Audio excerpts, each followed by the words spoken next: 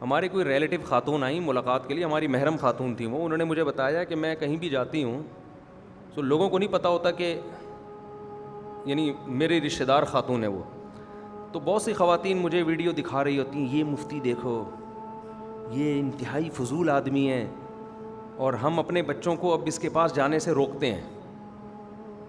کل کی بات ایک خاتون نے مجھے بتایا, میں نے کہا آپ جب معاشرے میں چلتی پھرتی ہو تو لوگوں کو تو نہیں پتا کہ آپ میری ریلیٹیو ہو, تو کیا تبصرہ ہوتا ہے عورتوں کا نا.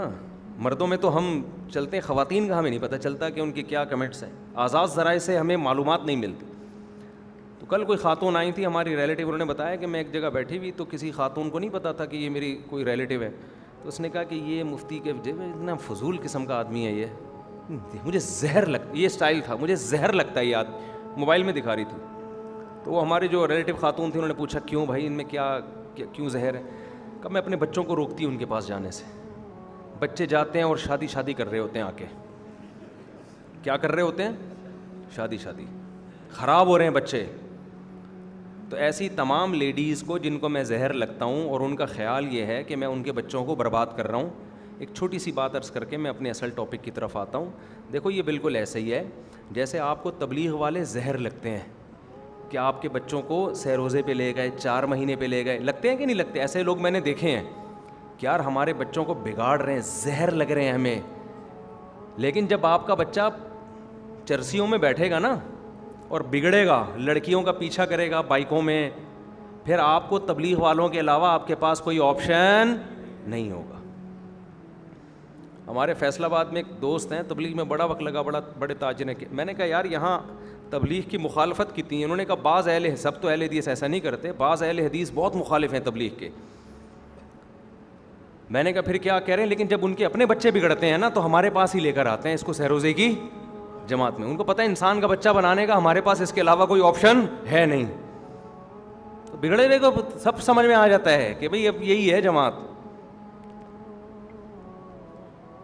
اللہ یہ کہ کسی بزرگ کے پاس لے جائیں تو بزرگ کو بھی نفی کر دیا آپ نے, بزرگ مارکیٹ میں ایسے شارٹ کیا آپ نے کہ سارے ہی بزرگ غلط. تو 2 ہی آپشن ہے میرے بھائی, کسی کو انسان کا بچہ بنانے کے لیے یا تو کسی بزرگ کے پاس لے جاؤ, حضرت آپ اس کو اپنی خدمت میں رکھیں, جیسے آپ کے اخلاق ہیں ویسے اس کو سکھائیں, اس کو اللہ اللہ سکھائیں, یہی ہے نا. یا کون سا آپشن ہے, تبلیغ کا آپشن ہے. تو اسی طرح جو خواتین جن کو میں زہر لگتا ہوں نا بہت زیادہ کہ ہمارے بچوں کو بگاڑ رہا ہے, جب تمہارا بچہ اللہ نہ کرے بگڑے گا نا, دیر سے شادی ہونے کی وجہ سے بچے بگڑتے ہیں, یہ سمجھ لینا.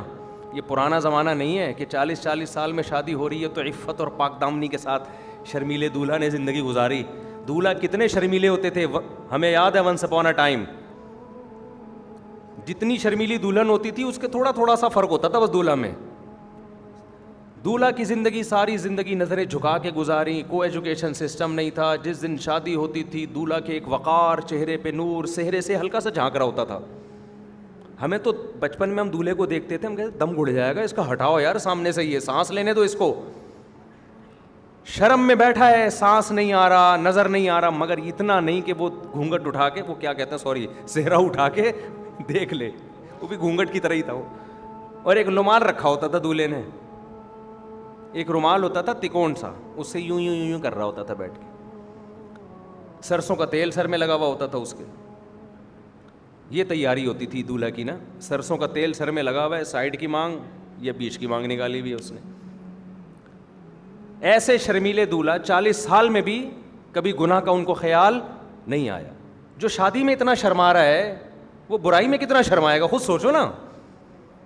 اب وہ زمانہ گیا. جن خواتین کو میں زہر لگتا ہوں ان کو میں یہ عرض کر رہا ہوں کہ وہ زمانہ ونس اپون اے ٹائم ختم. اب آپ نے اپنے بچے کو نہیں بگاڑا نا میرے بیانات سنوا کے, جس کو آپ بگڑنا کہہ رہی ہو وہ ایسا بگڑے گا. میرے پاس کیسز ہیں, ماں باپ آ رہے ہیں کہ ہم اپنے بیٹے سے کہہ رہے ہیں کم بخت شادی کر لے, انسان کا بچہ بن جا, لیکن لڑکے کو اب لڑکیوں کا ایسا چسکا لگا ہے اب وہ شادی کی ٹینشن لینے کے لیے تیار نہیں ہے. سمجھ میں آ رہی ہے بات کہ نہیں آ رہی؟ تو میں خواتین سے کہتا ہوں اپنے بچوں کو ہمارے پاس بھیج کے بگاڑ لو. خدا کی قسم یہ بگڑنا اچھا ہے اس بگڑنے سے جب وہ خود بگڑے گا. پھر ایسا بگڑے گا کنٹرول میں نہیں, ابھی بگاڑ لو. اچھا اب ہم دوبارہ آتے ہیں. یہ تو درمیان میں ایک بریک تھی کمپنی کی مشہوری کے لیے. یہ بریکیں آتی رہتی ہیں. وہ بات کیا کر رہا تھا میں,